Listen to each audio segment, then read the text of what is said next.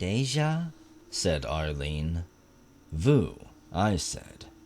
Deja Thoris, Rich said, and Arlene snorted. They were speaking some kind of secret code. I wasn't going to worry about it. Starting all over was something to worry about. As before, I inserted my arm up to the elbow in the membranal switch and opened the door. Inside, we found Weems and Yoshida in the same room, same position, still joined head to head, and still holding their pistols in exactly the same position as before, clothed. We stared for a long time, and poor Bill Rich had no idea why Arlene and I were so stunned. He started to examine the bodies, but Arlene gently pulled him back before he could see what they'd done to them. This is worse than the monsters, I said. We passed by and crawled through the narrow tunnel, a very tight fit for Rich. When we reached the end, we faced the same 7 imps as before, only this time we used shotguns, and at least that was an improvement. We popped the same door. Out came 2 pumpkins, just like last time. The pumpkins were pretty much the same except for varying sizes. Arlene used the AB-10, and I finished them off with a shotgun, our favorite tactic. Rich made a comment that was new. They'd look better with 2 burning candles for eyes instead of that headlight in the center. No one argued. We started to bypass the collapsing pier, going for the other door instead. But suddenly Arlene said, "Fly, I have a feeling we should duplicate our actions as precisely as we can." Arlene, last time the demons creamed you in that narrow hallway. I reminded her. She nodded, a bit shaky at the thought. She wasn't in any condition to survive a bout like that again. I pursued the point. We've already deviated by not taking Weems and Yoshida's pistols, and by killing the pumpkins outside. "I know," she said. "I don't have any good argument except for female intuition." I was about to make a crack about the unlikelihood of that particular attribute in Arlene Sanders, but I saw that she was deadly serious. She glared at me until I saw reason. We left Rich in the corridor. He wasn't in shape for what we had in mind. Of course, after we cleared a path for him, he could stroll through in relative safety.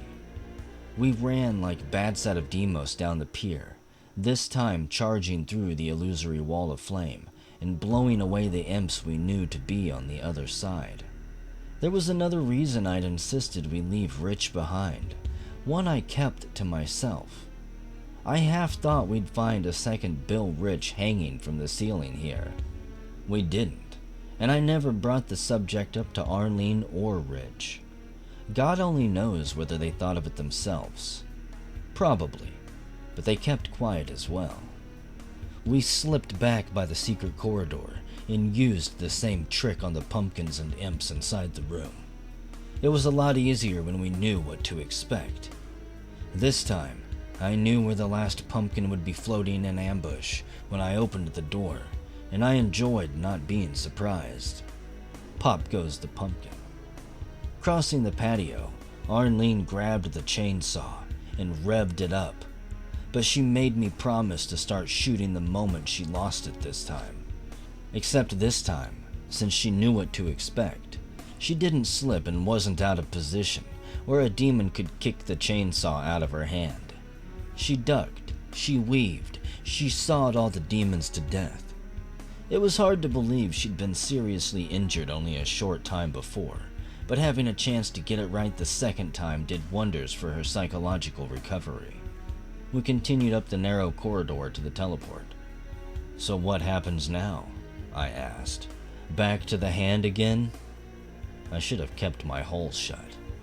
We stepped aboard, but instead of teleporting, the walls of the chamber lowered into the floor, leaving us standing behind some pillars in a very wide open courtyard.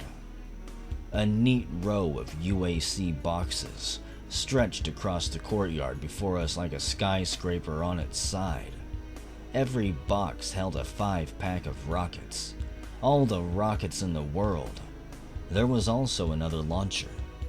A silver lining like this couldn't possibly arrive without an accompanying thundercloud. We heard the thunder of the heaviest feat in all monsterdom. Another lovely steam demon. And there weren't any convenient zero-G zones around this time. "What the hell is that?" Rich whispered, crouching behind a pillar. That, my friend, is a steam demon. 15 feet tall, long horns, a missile launcher for an arm. "Oh, one of those," Rich said, nodding. "You know about them?" Asked an incredulous Arlene. "Sure, I've just never seen one before. They ripped off my programming for an ore crusher to run the creature." His tone of voice was what you hear in small claims court, offended about business as usual. Any way to sabotage it? Rich frowned in thought. A steam demon was large enough to inspire frowns in anyone. "If you can get around back, maybe," he said. "That's where the missile feeder is." Worth a try, I said. I looked at Arlene and she nodded. We dashed out to either side of the pillars as the steam demon spotted us. It was as ugly as the last time, but not as terrifying when frozen in indecision about which target to attack. While it made up its mind, assuming it had one, Arlene and I fired rockets from opposite directions. At last, the steam demon chose the prettier target and raised its missile-launching hand. Arlene saw what was coming and dived behind her pillar. 3 small cruise missiles struck dead on, shattering the pillar. I jumped out and shot the sucker over and over until I got its attention. As the big ugly mother deigned to notice me, I popped behind my own column. Arlene repeated the same process, out from her cover and blasting away. It was kind of like dealing with the playground bully where the stakes were real. The steam demon proved that it had a mind by passing our little intelligence test. It stomped closer to the pillars, cutting off our angle. Arlene was ready for this. She ran backward, zigzagging, popping off an occasional rocket. Time for Rich's plan. While all of this was happening, Rich and I were moving into position. When the monster was finally standing with its back to the pillars, lining up a fatal shot for Arlene, I interlaced my fingers, bent down, and let Rich climb aboard. Heavy as he was, I could barely boost him up high enough to grab the back of Godzilla for the ride of his life. He shoved his hand into the missile-loading machinery, up to his elbow. I ditched him, as agreed beforehand, and leapt to a safer position to try something else in case Rich failed. Arlene was still dodging around, as if she were an actress at a producer's convention. She was too busy now to even take a shot. Besides, she wasn't going to risk hitting Rich. As for the behemoth, it hadn't even noticed that someone was riding on its back. Then, Rich ripped out a cable, and the steam demon noticed. It jammed its left arm back at an impossible angle. It could just barely brush Rich, but couldn't bring much force against him, not enough to dislodge him. The hand with the launcher had a better angle. The steam demon got it back, pointed at Rich, and I held my breath, expecting Armageddon. But at the last moment, rarely used self-preservation circuitry kicked in, preventing the big guy from firing into its own missile supply. The steam demon alternately swatted at Rich from both sides until our man finished his task and jumped down. Then Bill Rich started running, headed in my direction. The steam demon turned around with great deliberation and aimed its missile launcher at Rich's head. This was point-blank range. Rich would never have to worry about a hat again. The monster fired. We heard a loud, empty click. Nothing happened. Rich kept running. The steam demon kept clicking, pointing, and clicking, as if it couldn't fathom the situational evolution. It flunked that intelligence test. Arlene didn't waste the opportunity. She started pumping at it from behind. The poor bastard turned and aimed its useless arm at her. Click. I shot it 3 times with my own compact rockets. I kept at it, squeezing the ring until my palm became numb. After what must have been 25 direct hits at least, the Titan finally staggered and fell to the deck like a skyscraper under demolition. I kept firing, and it got weaker and weaker. Then, Arlene got smart, ran around back, and pumped a couple into the missile supply. The steam demon's last words were pretty spectacular. I was surprised the entire hyperspace tunnel didn't collapse. I was tired, but Arlene and Rich were still full of fire. We went back the way we'd come, but there had been a change in the architecture. Walls no longer stood where they had. Floor plans were different. A room that had been a small, empty antechamber was now a huge room with the equivalent of a beach against which red waves of toxin washed relentlessly. Look, Arlene said. I followed her pointing finger to the unwelcome sight of a hell prince wading through the crimson toxic surf. After playing patty cake with the steam demon, a minotaur didn't seem that serious.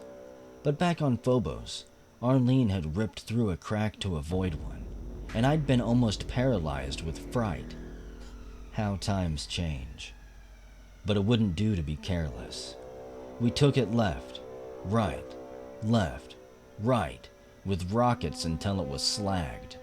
It made one gratifying orc before dying. The long, narrow corridor where Arlene had chainsawed the demons was now one edge of a triangular room full of specters.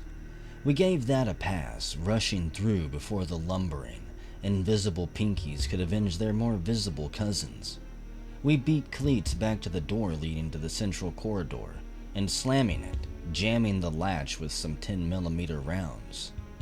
We didn't see anything in the corridor outside, so we went back along the secret passage by which we had exited from the room behind the illusory wall. From that room we could see that the lava lake now had a wall at the back, and next to it a corridor that offered the possibility of dry land. I was about to slog across the corridor when Rich got into the act. why don't you use the toxic protection suit? He asked, pointing. What? Where? See those coveralls? Huh? I pulled one over my armor and boots before making a dash through the crud to the island behind it. There, I found the damnedest rifle I'd ever seen. Huge, gyro-stabilized, and with a gigantic battery backpack. Hoisting it up, I was pleased that it was a lot lighter than it looked, and considerably less unwieldy. Grinning, like I'd won a bowling league trophy, I humped back to where the others were waiting. It was a good thing I followed Rich's advice on the protective suit. The toxic glop ate away at the material with a consistent low hiss for company. I started feeling lousy by the time I was out of the stuff, but at least I wasn't in pain. Arlene reached out to help me climb from the red pool. Get it off, she said. Your suit is disintegrating. I eagerly stripped for her. She noticed a telltale bulge under the suit. What's this? She asked. I looked at it. It's a big freaking gun, I guess. What's it do? I hate to say it, but we'd better find out in combat. I don't want to waste power.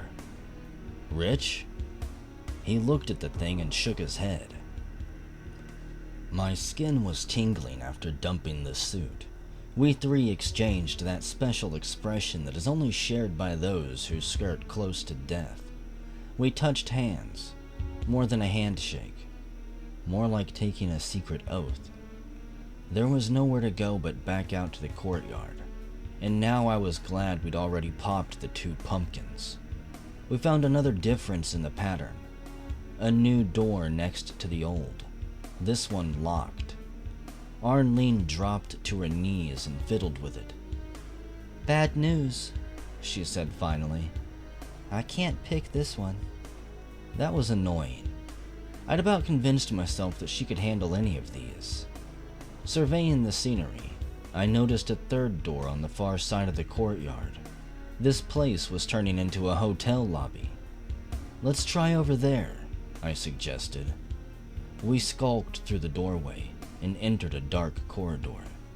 I took point and no one argued. I suppose I'd become careless.